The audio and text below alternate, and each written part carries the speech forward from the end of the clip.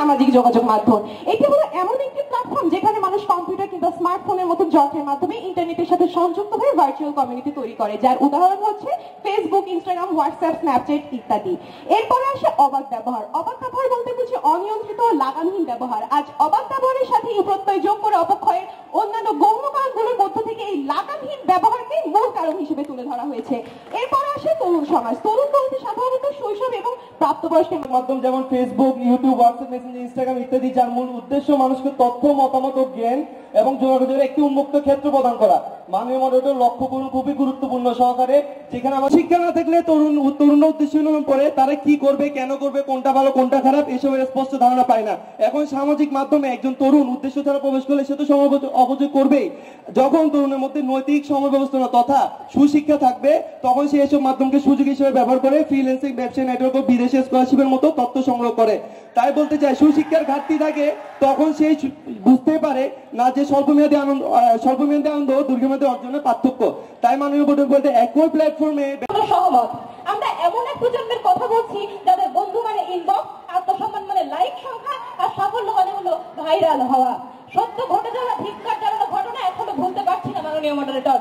English মিডিয়ামের ছাত্রী মেহরিন তার বাবা মায়ের নামে মামলা করে চাইল্ড অ্যাবিউজে। সেই তরুণী আবার মিডিয়ার সামনে এসে গর্বের সাথে বলছে, that's my dream to be famous celebrity.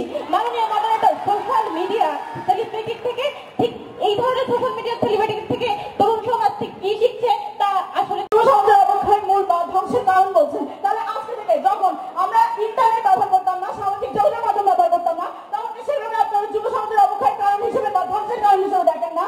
এই প্রশ্নটা দিয়ে দেবেন। মাননীয় মডারেটর, আজকে যদি আমার শিক্ষা থাকে আমি আবার সহপাঠীকে হত্যা করবো না, মাদকের জন্য আমি আবার বাবা মাকে হত্যা করবো না। কিছু তথ্য দেখাতে চাই 2023 সালের 14ই আগস্ট ঐশী যখন তার বাবা মাকে হত্যা করেছিল মাননীয় মডারেটর, সেটা ছিল সুশিক্ষার। বলে আমি লাইক স্টার, টিকটক সেলিব্রিটি বা ইউটিউবার হব। মাননীয় মডারেটর, এই হচ্ছে বর্তমান সমাজ ব্যবস্থা। ঠিক এই অবস্থা থেকে আপনি কিভাবে বলেন যে সামাজিক যোগাযোগ মাধ্যমের অবাধ ব্যবহার তরুণ প্রজন্ম ধ্বংসের মূল কারণ হতে পারে না?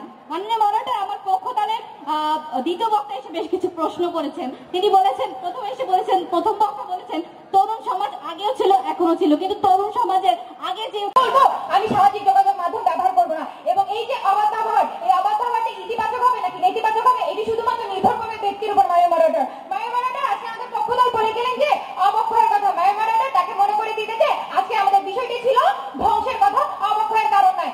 অবক্ষয় হচ্ছে যেটি আমার ধীরে ধীরে ঘটবে এবং যেটি হচ্ছে ধ্বংস, যেটা একেবারে নিরাশ করে দিবে। মাননীয় মডারেটর, তিনি আরেকটি বলে গেলেন, আমার দলের প্রথম বক্তা বলে গিয়েছেন অপব্যবহারের কথা হচ্ছে এবং সেই অবাধ ব্যবহারকে কি করে রোধ করবো সে বিষয়ে আপনারা কোনো তথ্য উপস্থাপন করতে পারেনি। মাননীয় মডারেটর, সুশিক্ষার অভাব রয়েছে সেটা আমরা যেমন স্বীকার করছি, অন্যান্য গৌণ কারণগুলো আছে সেগুলোকে আমরা স্বীকার করছি, কিন্তু বর্তমানে যে সমস্যাটা হয়েছে সেটা হচ্ছে অবাধ ব্যবহার। আমাদের বিতর্কের বিষয়টি সেটা। যদি অবাধ ব্যবহারকে রোধ করা সম্ভব হয় তাহলে অবশ্যই তরুণ প্রজন্মের এই ধ্বংসকে আমরা রোধ করা সম্ভব হবে। মাননীয় মডারেটর, তারা বেশ কিছু কথা বলেছেন।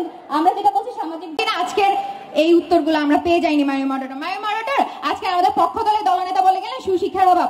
সুশিক্ষা আমরা প্রত্যেকে আমাদের পরিবার থেকে পেয়ে থাকি, কিন্তু এই সুশিক্ষা কি সেটি আমাদের দলের প্রথম বক্তা এসে বিশ্লেষণ করে দিয়ে গিয়েছেন। সুশিক্ষা মানে যে আমাদের পারিবারিক শিক্ষা সবকিছু মিলিয়ে আমাদের সেই সুশিক্ষা। এই সুশিক্ষাটা নির্ভর করে আমাদের ব্যক্তিগতভাবে, আমরা ব্যক্তি আসলে কিভাবে এটি ব্যবহার করছি, কিভাবে এটি পরিচালনা করছি তার উপরে এটি নির্ভর করবে।